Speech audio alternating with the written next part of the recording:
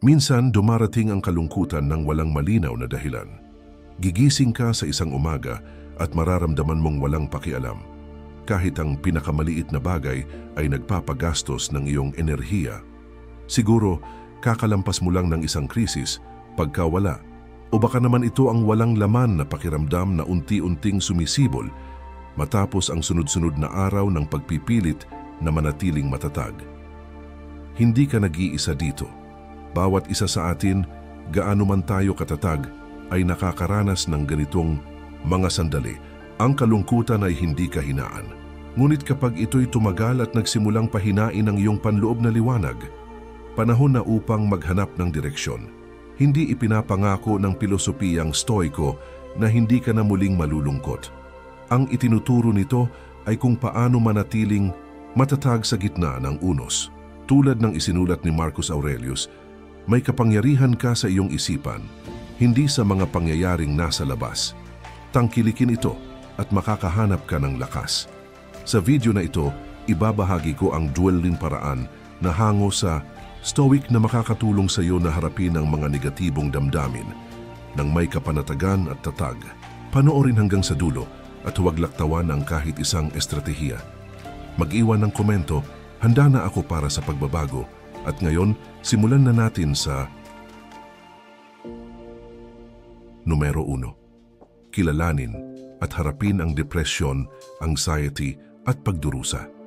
Walang sino man sa atin ang immune sa emosyonal na sakit. May mga araw nagigising ka na mabigat ang dibdib kahit walang malinaw na dahilan.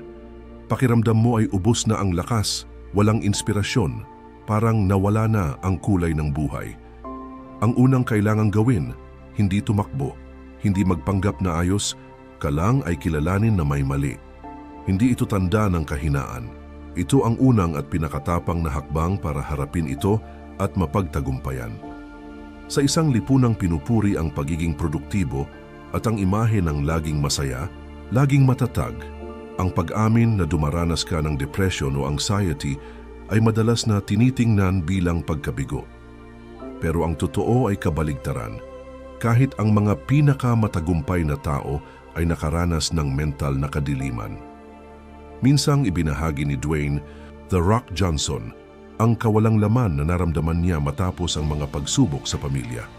Si Demi Lovato ay bukas na ipinahayag ang kanyang laban sa bipolar disorder at anxiety at dahil dito, naging malakas siyang tinig para sa kamalayan sa kalusugan ng isip. Hindi itinuturo ng Stoicismo na itanggi ang sakit. Itinuturo nito na pangalanan ito.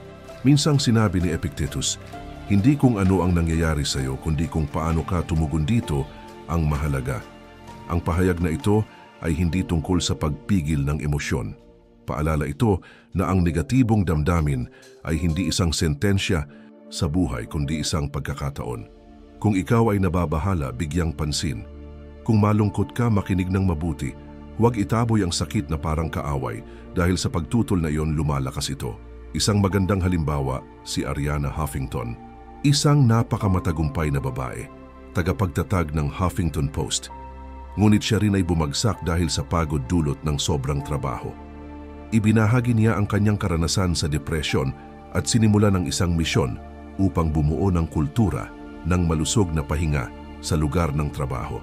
Mula sa personal na pagka-burnout, nabuo niya ang isang mas malawak na pananaw para sa lipunan. Isang hakbang na sumasalamin sa espiritu ng Stoic, ang pagbago ng pagdurusa tungo sa halaga. Kaya kung kasalukuyan kang nasa krisis, huwag mahiya. Huwag pilitin ang sarili na maging ayos lang. Ang katotohanang narito ka at binabasa ang mga salitang ito ay isang akto na tapang. Hindi lahat ay sapat ang lakas para harapin ang dilim. Ngunit sa dilim nagsisimula ang liwanag ng katwiran, ang liwanag ng Stoic. At mula rito maaaring magsimula ang iyong paglalakbay sa paggaling, isang maingat na hakbang sa bawat pagkakataon. Numero 2. Pag-asa sa hinaharap at ang diwa ng pagtagumpay. Marcus Aurelius, ang pilosopong hari ng sinaunang Roma, ay nabuhay sa isa sa pinakamadilim na yugto ng kasaysayan. Walang katapusang digmaan, malawakang salot, kaguluhang politikal at patuloy na banta ng pagtataksil. Bawat umaga, hindi siya nagigising sa kapayapaan, kundi sa gitna ng krisis. Ngunit tumanggi siyang hayaang kontrolin ng mga paghihirap na ito ang kanyang isipan. Sa kanyang akdang Meditations, isinulat niya, "Simula ng bawat araw sa pagsasabing sa sarili, ngayong araw ay makakatagpo ako ng panghihimasok, pagkakait, ng pasasalamat, kapalaluan, pagtataksil, masamang hangarin at makasariling pag-uugali. Simula ng bawat araw sa pagpaalala sa sarili, ngayon ay may kakulangan sa pasasalamat, maliit na galit, pagtataksil. Ngunit ipinagpatuloy niya, ngunit wala sa mga ito ang makakasakit sa akin dahil wala sa kanila ang makapagdudulot sa akin ng kahihiyan, sapagkat wala sa kanila ang tunay na makakasakit sa akin. Hindi nila ako mapipilitang talikuran ang aking pagkatao." Ang pahayag na ito ang sumasalamin sa diwa ng Stoiko. Hindi natin mababago ang mundo, ngunit maaari nating baguhin ang ating sarili. At mula sa kamalayang iyon ipinanganak ang pag-asa. Dahil kung hindi tayo hinuhubog ng ating mga kalagayan, palaging may paraan upang umusad. Maaring magulo ang araw na ito, pero ang bukas ay isang walang sulat na pahina pa rin. Ang hinaharap ay hindi isang bagay na dapat aasahan ng bulag. Ito ay isang bagay na dapat paghandaan. Ang isang Stoiko ay hindi nagnanais ng buhay na walang sakit. Naniniwala sila sa isang bagay. Kapag matatag ang isipan, kaya nating tiisin, dahil ang buhay sa kanyang kalikasan ay hindi tiyak. Ang tanging tunay nating kontrol ay ang ating pananaw.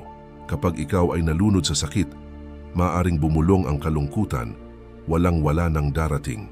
Pero iyon ay boses lamang ng isang masamang araw. At sasagot ang Stoiko, pansinin ang pag-iisip na iyon, ngunit huwag paniwalaan ito. Totoo ang sakit, pero hindi ito panghabang buhay. Tulad ng taglamig, dumarating ito ngunit dumaraan din. Hindi kailanman nabigo ang tagsibol na bumalik. Hindi mo kailangang makita ang buong landas. Hawakan mo lamang ang sapat na pag-asa upang gawin ang susunod na hakbang. Ang pag-asa ay hindi luho. Ito ay isang sigla ng pag-survive. Kapag naniniwala tayo na maaaring mag-iba ang bukas, nagiging sulit tiisin ang araw na ito. Kaya kahit sa kahinaan, karapat-dapat ka pa rin magkaroon ng lakas. Kahit maligaw, hawak mo pa rin ang kapangyarihang hanapin ang iyong landas. Huwag sumuko dahil sa kadiliman sa likod ng mga ulap. Ang araw ay palaging sumisikat at kung si Marcus Aurelius na napapalibutan ng isang nagkakawatak-watak na imperyo ay kayang panatilihin ang kanyang panloob na kapayapaan, kaya mo rin. Hindi dahil madali ang buhay, kundi dahil sa loob mo ay may lakas na hindi matitinag ng paghihirap. Numero 3, huwag mong ikabit ang iyong sarili sa mga negatibong emosyon. Si Lana, 21 na taong gulang, ay dating isang masiglang marketing professional sa isang startup. Nang magsimulang magbawas ng empleyado ang kumpanya pagkatapos ng pandemya, kabilang siya sa mga natanggal. Sa una, inisip ni Lana na isa lang itong pagkakamali sa kanyang karera. Ngunit habang lumilipas ang mga araw, paulit-ulit sa kanyang isipan ang isang pangungusap, "Nabigo ako, wala akong silbi." Huminto siyang mag-apply ng mga bagong trabaho, umatras sa mga kaibigan, nawalan ng motibasyon at nalugmok sa malalim at matagal na kalungkutan.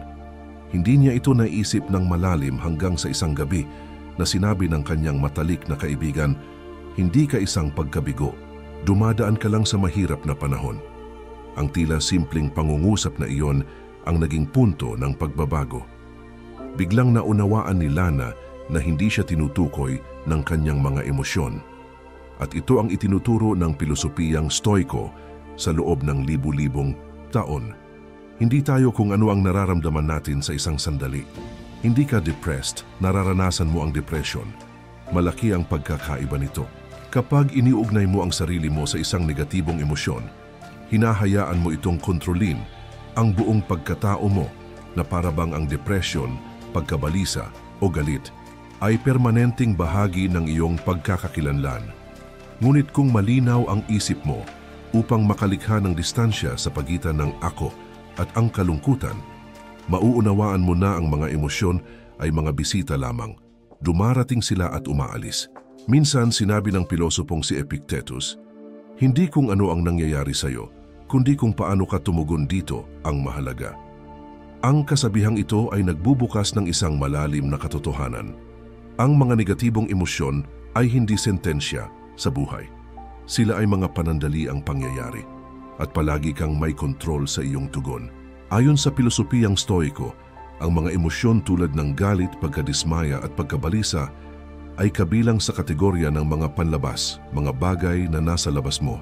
Maaari nilang maapektuhan ka, ngunit hindi nila dapat tukuyin ka.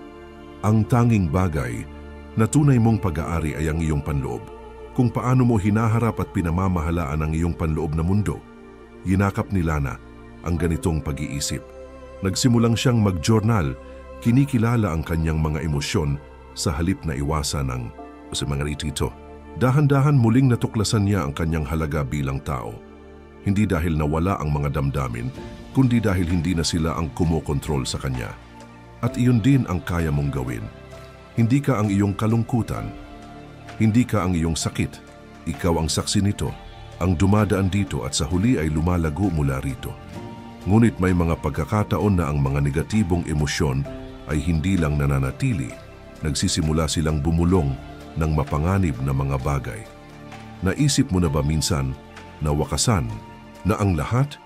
Kung oo ang sagot mo, ang susunod na bahagi ay isang bagay na hindi mo dapat palampasin. Malapit na tayong pumasok sa susunod na bahagi. Numero 4. Pansamantalang pagkilala. Tanggihan ang mga solusyong nakasisira sa sarili. Maaaring sobra kang pagod ngayon na pakiramdam mo ay wala ng bagay na karapat-dapat pang pagkapit. Baka natanong mo na sa sarili mo, bakit nga ba ako umiiral? O kung mawala ako, may iintindi ba? Ang mga tanong na ito, kahit na tila mga sandaling kahinaan lang, ay maaring magdala sa mga di mababagong aksyon kung hindi haharapin ng malinaw at may katwiran. Ngunit tandaan ito, ang pagpapatiwakal ay isang permanenteng solusyon sa isang pansamantalang problema. Ang depresyon, pagkabalisa at emosyonal na krisis, gaano man ito kabigat, ay parang taglamig lamang at palaging nagwawakas ang taglamig. Itinuturo ng pilosopiyang Stoiko na sa anumang paghihirap, ang tanging bagay na lagi nating kontrolado ay ang ating tugon. Hindi itinuturo ni Epictetus na takasan ang sakit. Itinuturo niya kung paano hindi malunod dito. Hindi ang mga pangyayari mismo ang nagpapahirap sa atin, kundi ang paraan ng ating pag-iisip tungkol sa mga ito. Sa parehong sitwasyon, may isang tao na bumagsak habang ang isa ay lalo pang tumitibay.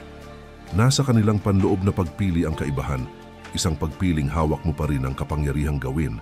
Ayon sa isang survey noong 2021 ng US Centers for Disease Control and Prevention, CDC, halos 80% ng mga taong minsang naisipang magpakamatay pero hindi ginawa ay nagsabi na sa loob ng 1 o 2 taon, nagpapasalamat sila na nagpatuloy. Nagtiis sila, gumaling at natuklasan na ang pakiramdam ng pagkakakulong ay pansamantalang alon lamang, hindi isang hindi nababago na katotohanan. Ang kwento ni Chester Bennington, lead singer ng Linkin Park, ay isang nakakapukaw na paalala. Sa kabila ng milyon-milyong tagahanga, matinding tagumpay at mapagmahal na pamilya, nahulog siya sa desperasyon at nagtapos ang kanyang buhay noong 2017. Ang kanyang kwento ay nagpapaalala sa atin na ang panlabas na tagumpay ay hindi kailanman sapat upang protektahan ang isang kaluluwang nagwawasak sa loob. Kung ikaw ay nasa pinakamadilim mong mga araw ngayon, tumingin ka pataas. Alamin na sa ibabaw ng bawat mabigat na ulap, ang araw ay patuloy na sumisikat. At kung naniniwala ka sa Diyos, alamin ito. Hindi siya kailanman mananahimik. Minsan sumasagot siya sa pamamagitan ng pagtitiis, sa pamamagitan ng isang kaibigan na dumating sa tamang oras, o sa pamamagitan ng isang video na tulad nito. Huminto, huminga ng malalim at sabihin sa sarili mo, nandito pa ako. At ibig sabihin nito ay may pag-asa pa ako. Kung ang video na ito ay nagpaabot sa iyong damdamin, mag-iwan ng komento. Pinipili kong magpatuloy. Nandito kami at hindi ka nag-iisa. Numero 5, ang papel ng araw-araw na ehersisyo at paggalaw. Noong 2019, isang pag-aaral mula sa Duke University ang nagpakita ng isang makapangyarihang katotohanan. Ang mga taong tumatakbo 4 hanggang 5 Beses sa isang linggo, tig 30 minuto bawat session, ay may hanggang 30% na mas mababang panganib na magkaroon ng depression kumpara sa mga hindi madalas o hindi nag-eehersisyo. Hindi dahil tumatakbo sila para takasan ang kanilang nararamdaman, dahil ang paggalaw ay isa sa pinakamakapangyarihang natural na gamot na kaya ng katawan ng tao. Kapag gumagalaw ka, hindi lang nasusunog ng katawan mo ang enerhiya, nire-recalibrate nito ang balance ng isip mo. Sa mga kalagayan ng pagkabalisa o depresyon, madalas umiikot ang isip sa mga negatibong palaisipan. Nananatili kang nasa loob ng bahay, iniiwasan ng ibang tao at umiikot sa ulo mo ang walang katapusang mga paano kaya, bakit at ano ngayon. Sa mga sandaling iyon, hindi mo kailangan ng self-help book o ng pilosopikal na TED Talk. Kailangan mo ay maglakad. Kasimple iyon. Lumabas ka, huminga ng sariwang hangin, palakasin ng kaunti ang tibok ng puso mo at hayaang maglabas ang katawan mo ng endorphins, ang mga hormone na tinatawag ding maliit na araw na nagpapasaya sa iyong damdamin mula sa loob. Matagal nang nauunawaan ng pilosopiyang Stoiko ang koneksyon ng katawan at isipan. Ang mga pilosopong tulad ni Epictetus at Marcus Aurelius ay hinubog ang kanilang katawan, hindi para makipagsabayan sa lakas ng iba, kundi para palakasin ang disiplina, pagtitiis at kaliwanagan sa kanilang mga kilos. Pinaniniwalaan nilang ang katawan ng sisidlan kung saan nananatiling matatag ang kaluluwa sa gitna ng pagsubok. At ngayon dumarating na rin ang modernong agham sa parehong konklusyon.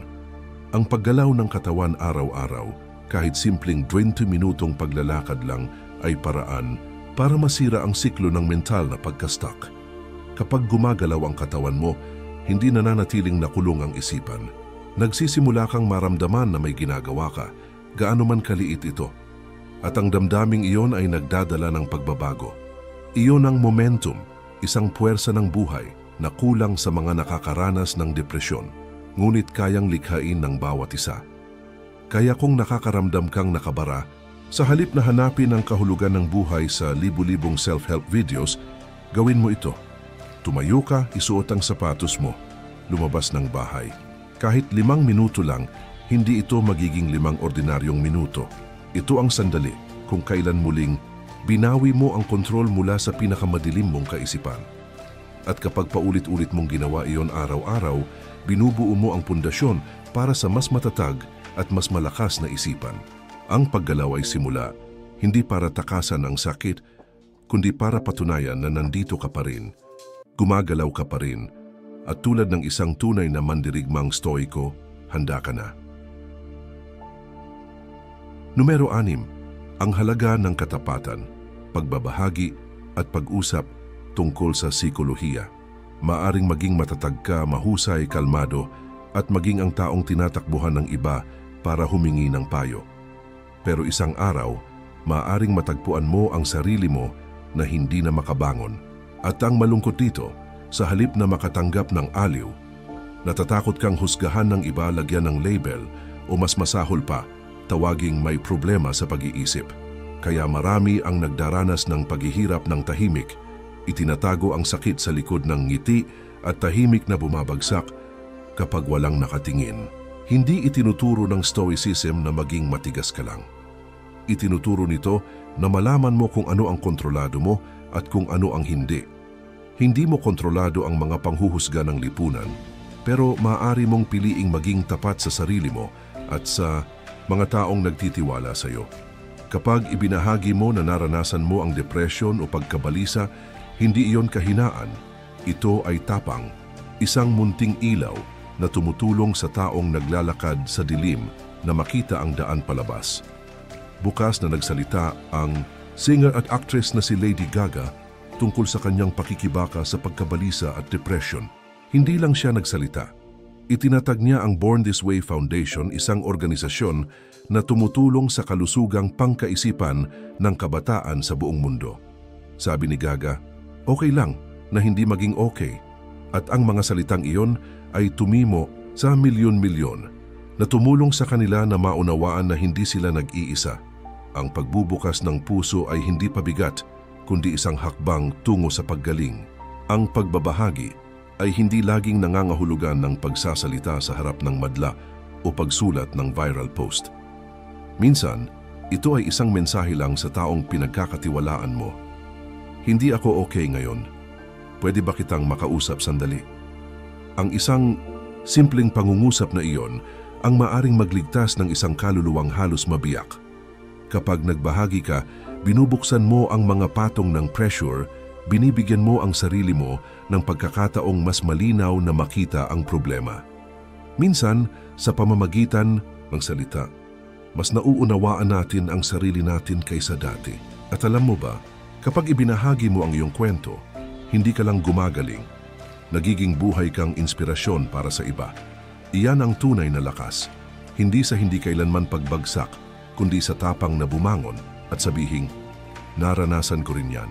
Kung nandito ka pa sa akin hanggang ngayon, taos puso akong nagpapasalamat sa iyo. Ang iyong presensya, ang iyong atensyon, pati ang iyong tahimik na pakikiramay, lahat iyon ay higit pa sa iyong inaakala. Ang iyong pakikilahok ay tunay na nakakatulong na maiparating ang mensaheng ito. Sama-sama makakagawa tayo ng tunay na epekto, isang ngiti sa bawat pagkakataon. At heto, iniisip mo bang i-click na lang ang exit? Hindi pwede. Isang malaking pagkakamali iyon.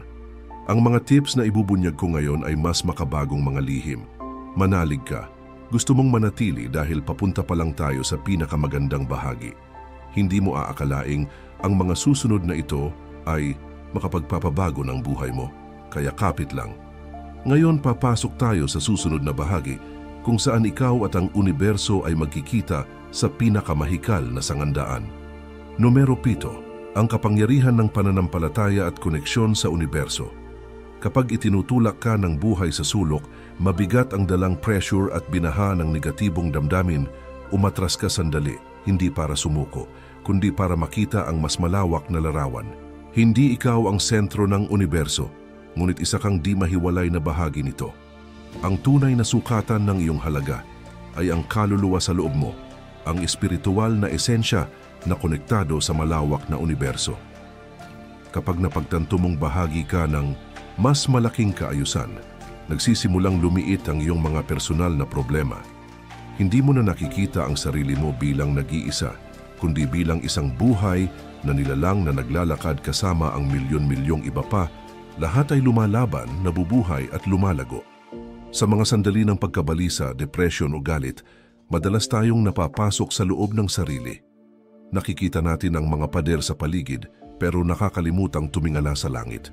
Naririnig natin ang ingay sa ating isipan pero nakakalimutang makinig sa hangin, sa kaluskos ng mga dahon, sa dumadaloy na tubig. Kinikilala na ngayon ng modernong agham ang alam na ng sinaunang karunungan. Sa programa ng Shinrin-yoku sa Japan, natuklasan ng mga mananaliksik na ang 30 minutong paglalakad sa gubat bawat linggo ay nakakabawas ng cortisol, ang hormone ng stress, ng hanggang 20%. Mas mahalaga, iniulat ng mga kalahok na pakiramdam nila ay mas magaan, mas konektado at mas payapa. Ito ay isang therapy na hindi kailangan ng reseta o payo. Ang kailangan lang ay ang iyong presensya sa natural na mundo. Hayaan ang universo na bumulong sa iyo. Buhay ka pa. Kaya kung madilim ang pakiramdam mo ngayon, huwag subukang takasan ang kalungkutan. Maglakad ng tahimik sa ilalim ng mga puno. Umupo sa tabing tubig. Hindi mo kailangang intindihin lahat ng pilosopiya. Isa-isip mo lang ito, hindi ka nag-iisa, napapalibutan ka. At kapag tunay mong nakita ang langit, mapagtatanto mong walang mga rehas, tanging liwanag at ang landas sa unahan.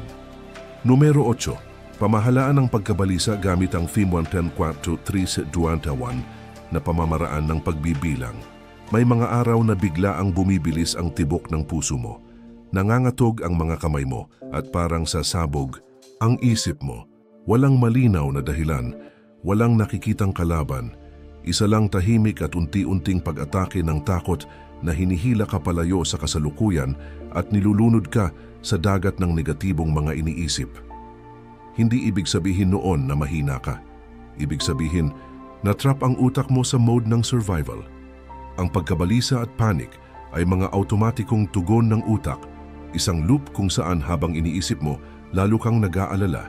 At habang lalo kang nag-aalala, lalo kang nawawalan ng lakas. Para putulin ang paikot na ito, hindi mo kailangan ng revolusyon. Kailangan mo lang ng 5 segundo ng kamalayan. Ang technique na 5, 4, 4, 3, 2, 1 ay hindi palabas lang. Isa itong makapangyarihang psikolohikal na kasangkapan para mabawi mo ang kontrol. Kapag nagsimula kang magbilang pabalik, 5, 4, 3, 2, 1, tinatawag mo pabalik ang rasyonal mong isip, pinaaktibo ang prefrontal cortex, ang bahagi ng utak na responsable sa lohikal na pag-iisip, paghatol, at regulasyon ng kilos. Ang simpleng pagbibilang na ito ay parang mental reset button na naglalabas sa iyo sa reflex mode at ibinabalik ka sa kasalukuyan. Pagdating mo sa isa, ulitin ng isang mantra, isang bagay na simple pero makapangyarihan. Pwedeng, ligtas ako ngayon dito. O kaya ay i-imagine mo ang sarili mo na natatapos ang isang presentasyon, lumalabas sa meeting room at humihinga ng maluwag. Ang mga positibong imahe na ito ang siyang sumusupil sa ulap ng pagkabalisa, parang liwanag sa hamog. Si Mia, isang second year na estudyante sa universidad, dati ay nawawala sa sarili bago ang bawat exam. Napapansin ng mga kaibigan niyang madalas siyang parang absent-minded, balisa at hirap mag-concentrate. Isang araw, ipinakilala sa kanya ng kaibigan ng technique ng pagbibilang. Sa una naisip ni Mia na katawa-tawa iyon pero sinubukan niya. Tuwing nararamdaman niyang unti-unting nawawala siya. Humihinto siya, nagbibilang pabalik at bumulong. Kaya ko ito. Ano ang naging resulta? Sa loob lang ng 2 linggo, hindi lang niya nabawi ang emosyonal na kontrol, kundi napabuti pa ang kanyang mga grado. Isang simpleng technique, pero nabago nito ang pananaw niya sa sarili. Kita mo ang tagumpay ay hindi laging galing sa malalaking laban. Minsan nagsisimula ito sa isang maliit na aksyon tulad ng tahimik na pagbibilang. Kung naranasan mo na ang panic attack o may sariling paraan ka ng pagpapakalma, mag-iwan ka ng komento. Sinubukan ko ang 5, 4, 3, 2, 1 at ganito ang pakiramdam ko. Magbahagi tayo ng mga kwento para walang kailangang lumaban sa tahimik na laban na ito ng mag-isa. Numero 10, meditasyon at paghinga.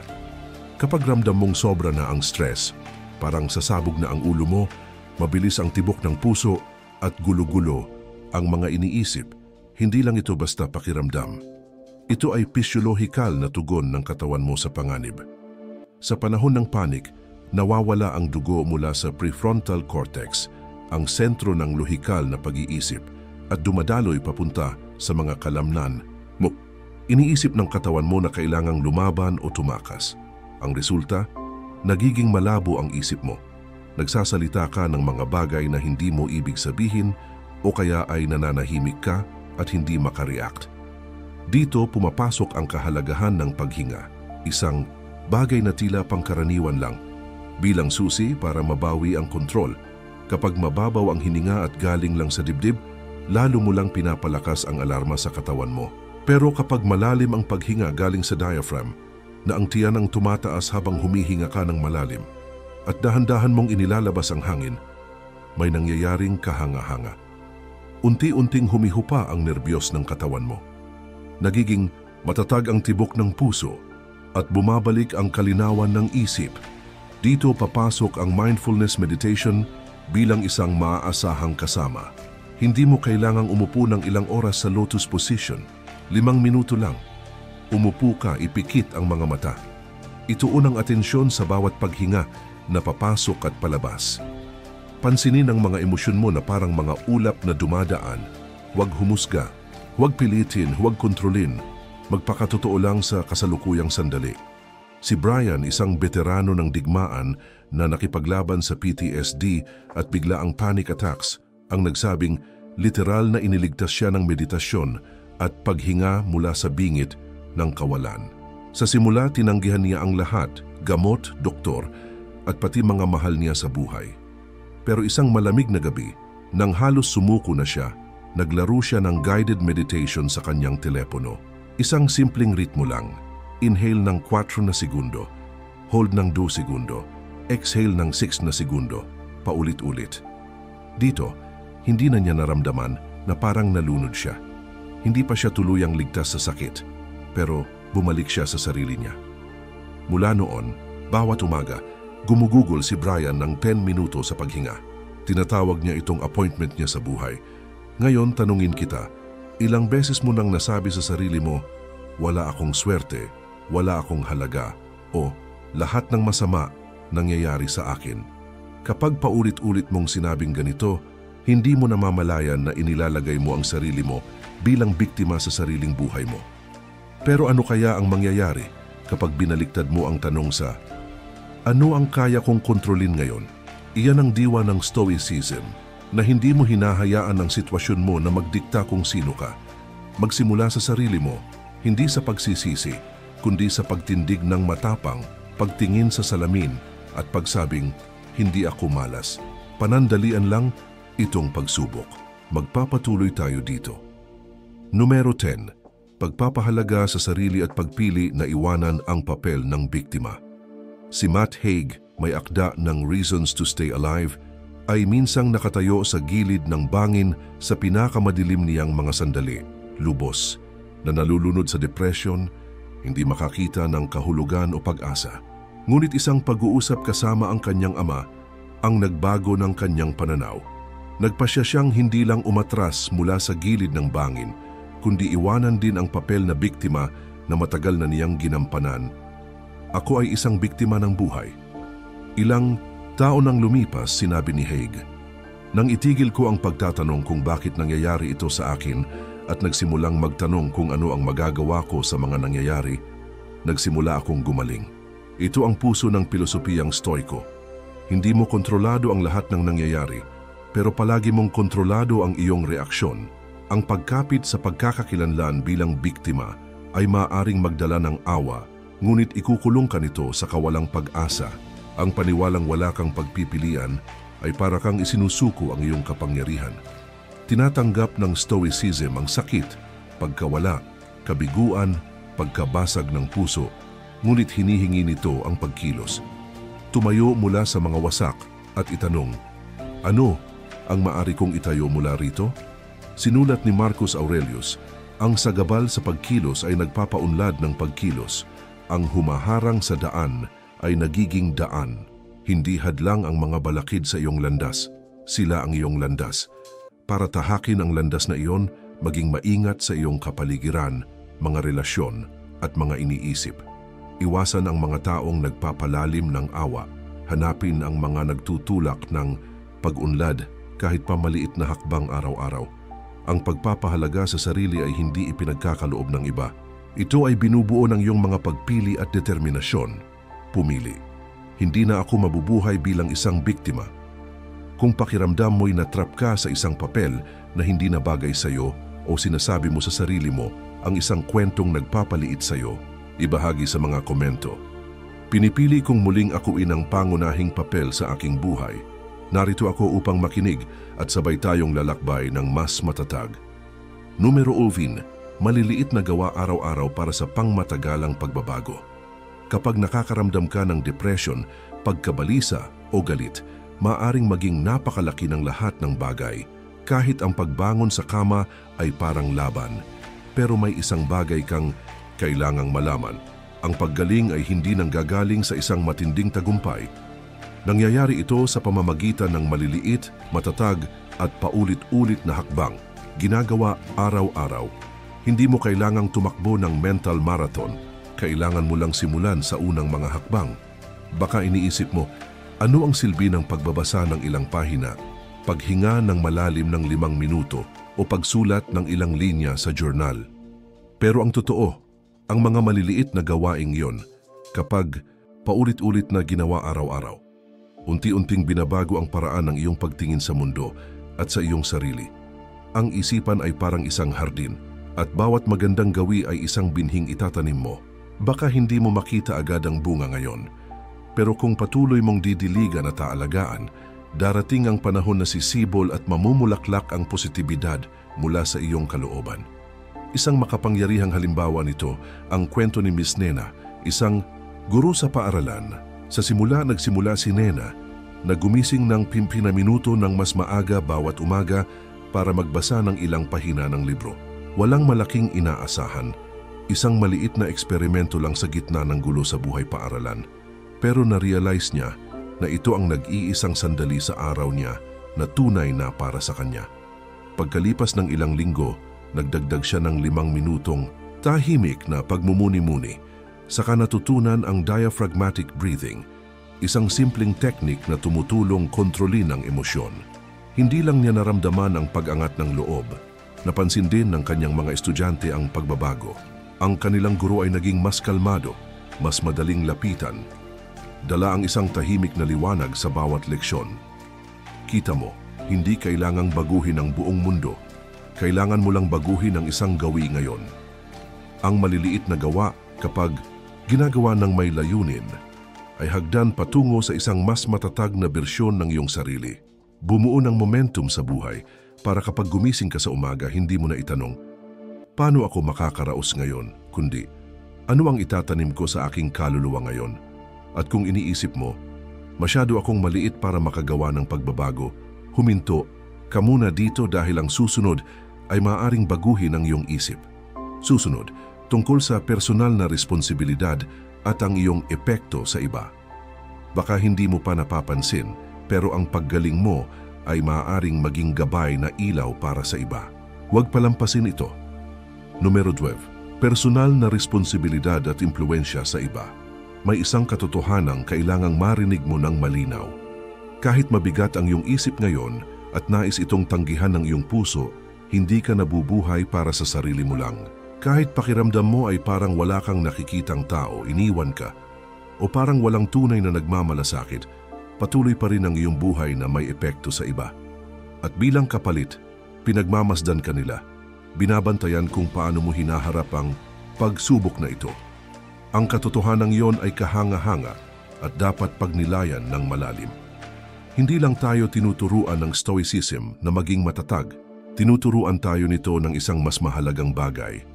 Ang pag-ako ng responsibilidad para sa ating sarili ay isang paraan din upang mag-iwan ng positibong epekto sa mga tao sa paligid natin. Kapag nagpatuloy ka sa kabila ng paghihirap, kahit pa maliit na hakbang lang, pinatutunayan mo na kaya ito. Ipinapakita mo sa nasa tabi mo, kung kaya ko baka kaya mo rin. At minsan, ang isang maliit na aksyon mo, tulad ng pagbabahagi ng tunay na kwento, isang gawin na tumulong sa iyong paggaling o sandali kung kailan tumangging sumuko, ay maaaring maging gabay na ilaw para sa iba na naliligaw sa dilim. Si Marcus Aurelius, ang Romanong emperador at pilosopo, ay buhay na patunay nito. Hindi niya ipinakita ang sarili bilang isang taong hindi matitinag. Sa halip, naging tapat siya sa kanyang mga panloob na laban sa meditations. Isinulat niya ang tungkol sa pagod, pagdududa, kalungkutan, lahat ng mga bagay na madalas sinasabing hindi dapat ipakita ng mga malalakas na tao. Ngunit siya mismo ang katotohanan iyon ang nagpalakas sa kanya, nagparelate sa kanya sa iba, at higit sa lahat, nagbigay inspirasyon. Ilang siglo ang lumipas, ang mga salita mula sa kanyang pribadong tala ay patuloy na nagliligtas sa mga modernong kaluluwang naghihirap. Kaya kung ikaw ay nasasaktan ngayon, hindi mo kailangang magmadali na maging modelo ng iba. Ngunit tandaan, ito, sa bawat pagkakataon na pipiliin mong bumangon sa halip na bumagsak, bawat malalim na hininga na iyong hihigupin sa halip na sumuko, bawat pagsulat mo ng iyong nararamdaman, ay ginagawa mo ng hindi namamalayan ang isang bagay na pambihira. Nagbibigay ka ng pag-asa sa puso ng ibang tao. Hindi mo alam kung sino ang nanonood sa iyo, pero baka siguro, ikaw ang dahilan kung bakit may isang tao na nagpasya na huwag sumuko. At minsan, iyon lang ang sapat para magsimula ng bagong buhay para sa iyo at sa mundo. At kung naaalala mo, pinagdaanan na natin ang dulty paraan ng magkakasama. Mula sa pagharap sa negatibong emosyon, pagtaas ng pag-asa para sa hinaharap, pagsasanay sa pisikal na katawan, pag-meditate at paghinga, pagbabahagi ng nararamdaman, pagtatayo ng maliliit na gawi, pagbibigay halaga. At sa huli, pag-ako ng responsibilidad sa sariling buhay. Ang bawat hakbang ay hindi instant na milagro, ngunit ang pagtitiyaga ang matibay na pundasyon ng lakas sa loob. Hindi ka nag-iisa, hindi ka mahina. Parte ka ng malawak na universo, maliit ngunit hindi walang halaga. Kung patuloy kang nahihirapan, ngayon subukan natin muli bukas. At kung nakatulong sa iyo ang video na ito, paki-comment ang handa na akong magbago bilang patunay na hindi tayo sumuko. Dahil ang Stoicism ay hindi tungkol sa hindi pagdanas ng sakit, kundi tungkol sa pagdanas ng sakit at patuloy na paglakad patungo sa liwanag.